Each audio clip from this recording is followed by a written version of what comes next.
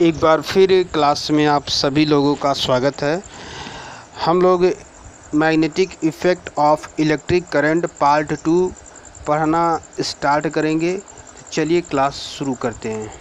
ठीक, अभी तक आप पढ़ चुके हैं बायो-सेवर्ट का जो नियम है, उसमें मैंने आपको 3 स्टेटमेंट बताया था।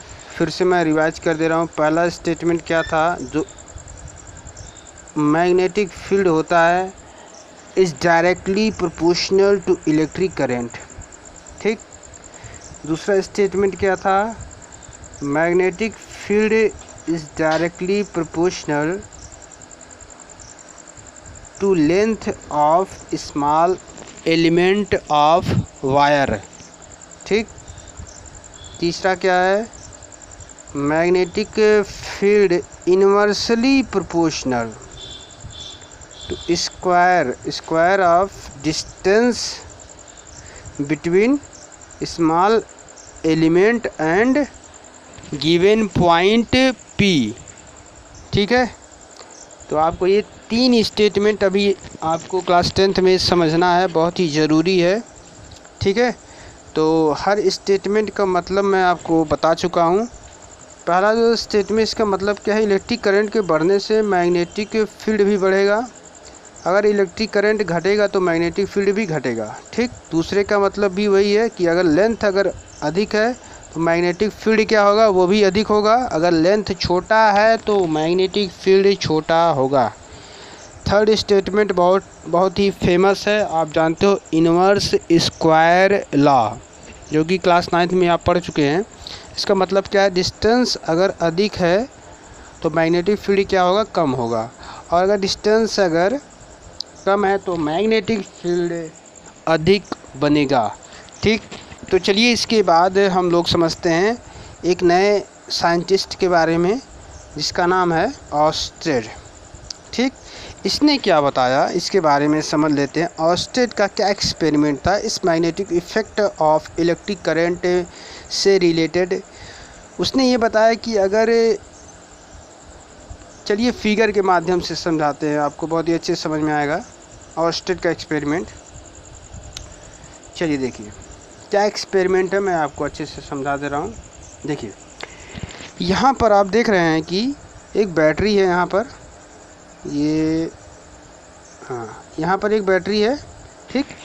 अब इस बैटरी से एक वायर यहाँ जोड़ा गया है, आप देख रहे हैं। हाँ, स्विच लगा हुआ है। ठीक, कनेक्शन कर दिया गया है पूरा। इसमें क्या है? इस सर्किट में बैटरी और स्विच है। ठीक। करंट फ्लो का डायरेक्शन आप देख रहे हैं, पॉजिटिव टू निगेटिव होता है, ये जानते हैं आप। ठीक। करंट पॉजिटिव से निगेटिव डायरेक्शन में फ्लो हो रहा है। स्विच ऑन है। ठीक। तो उसका एक्सपेरिमेंट ये था, उसने क्या किया? उसने इस वायर के पास एक मैग्नेटिक कंपास नीडल को ले गया। तो उसने देखा कि जो नीडल है उसमें डिफ्लेक्शन होने लगा। जैसा कि आप देख रहे हैं, यहाँ पर एक नीडल है, ये नॉर्थ है। इस नीडल मैग्नेटिक नीडल है ये, और इसमें भी 2 पोल होंगे, एक नॉर्थ पोल है और एक साउथ पोल। जैसा कि आप जानते हैं मैग्नेट में 2 पोल होते हैं, नॉर्थ और साउथ। ठीक। तो यहाँ पर एक जो रेड कलर आप देख रहे हैं पूरा, ये क्या है? एक नीडल है। ठीक। तो उसमें 2 पोल हैं, नॉर्थ और साउथ। अब देखिए, जैसे ही स्विच ऑन होता है, ये जो नॉर्थ पोल है यहाँ पर जो देख रहे हैं, ठीक, ये डिफ्लेक्ट होता है ईस्ट डायरेक्शन में। ठीक। ये किधर डिफ्लेक्ट हो गया? ईस्ट डायरेक्शन में डिफ्लेक्ट हो गया। ठीक। अब देखिए सेकंड फिगर में क्या हुआ? डिफ्लेक्शन हुआ। देखिए यहाँ पर क्या हुआ? डिफ्लेक्शन हुआ। इसका मतलब ये है कि करंट अपने चारों ओर क्या बनाता है? एक मैग्नेटिक फील्ड बनाता है। ठीक है, डिफ्लेक्शन है, ये एक मैग्नेट है और एक मैग्नेट दूसरे मैग्नेट को डिफ्लेक्ट करेगा। आप जानते हो ये मैग्नेट है, इसको डिफ्लेक्ट करने वाला दूसरा मैग्नेट कहाँ पर है? कौन बनाता है? ये जो वायर है, इसमें करंट फ्लो हो रहा है, वही बनाया है उस मैग्नेट को। और उस मैग्नेट ने क्या किया? इस मैग्नेट को डिफ्लेक्ट कर दिया। किस डायरेक्शन में? नॉर्थ से ईस्ट डायरेक्शन में डिफ्लेक्ट किया। ठीक। अब करंट का डायरेक्शन देख रहे हैं आप, सेकंड सर्किट में चेंज हो गया है। ठीक, करंट इधर से फ्लो हो रहा है इस डायरेक्शन में ऐसे। ठीक, अब डायरेक्शन बदलने से डिफ्लेक्शन भी चेंज हुआ, आपने देखा। अब ये जो नॉर्थ पोल है ये किधर डिफ्लेक्ट हो गया, वेस्ट में। ठीक, तो ऐसा एक्सपेरिमेंट है ये। इस एक्सपेरिमेंट से ये समझ में आता है आपको कि कोई भी अगर वायर उसमें करंट फ्लो हो रहा है तो उसके चारों ओर क्या होता है, एक मैग्नेटिक फील्ड बनता है। जैसा आपने देखा कि मैग्नेटिक कंपास नीडल जो है डिफ्लेक्शन करने लगा। क्यों डिफ्लेक्शन हुआ, क्योंकि एक मैग्नेटिक दूसरा मैग्नेटिक फील्ड बना। ठीक है, उसने फोर्स लगाया इस मैग्नेट के ऊपर तो डिफ्लेक्शन होने लगा। ठीक, तो ये ऑस्टेट का एक्सपेरिमेंट था। ठीक है, आपको समझ में आ गया होगा एक्सपेरिमेंट क्या था। ठीक है, देखिए यहाँ पर नोट कर लेंगे, करंट का डायरेक्शन अगर हम चेंज करते हैं, ठीक है, तो यहाँ पर डिफ्लेक्शन भी चेंज होता है। आपने देखा साउथ से नॉर्थ की ओर करंट फ्लो हो रहा है तो डिफ्लेक्शन किधर हो रहा है, नॉर्थ से ईस्ट में हो रहा है।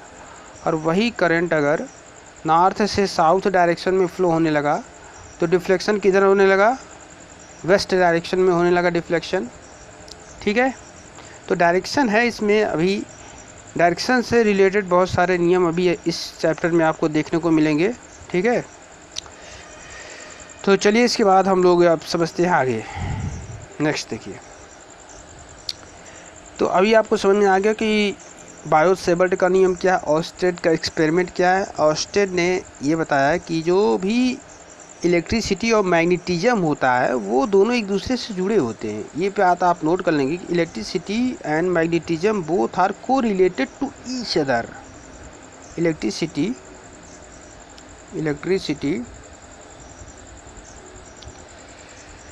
And magnetism both are co-related to each other, दोनों एक दूसरे से जुड़े होते हैं। जैसे आपने देखा इलेक्ट्रिक करंट है, हाँ इलेक्ट्रिसिटी है, उसके चारों ओर क्या है, एक मैग्नेटिक फील्ड है। तो इलेक्ट्रिसिटी भी है, मैग्नेटिज्म भी है, दोनों है कि नहीं। तो both are co-related to each other. जैसे एक सिक्का आपने फेंका, उसमें हेड और टेल है, ठीक है, दोनों रहेंगे कि नहीं, अलग नहीं होंगे ना। तो ऐसे ही है ये इलेक्ट्रिसिटी और मैग्नेटिज्म। समझ में आ गया। ठीक, तो चलिए देखते हैं इसके बाद नेक्स्ट वीडियो में हम लोग समझेंगे।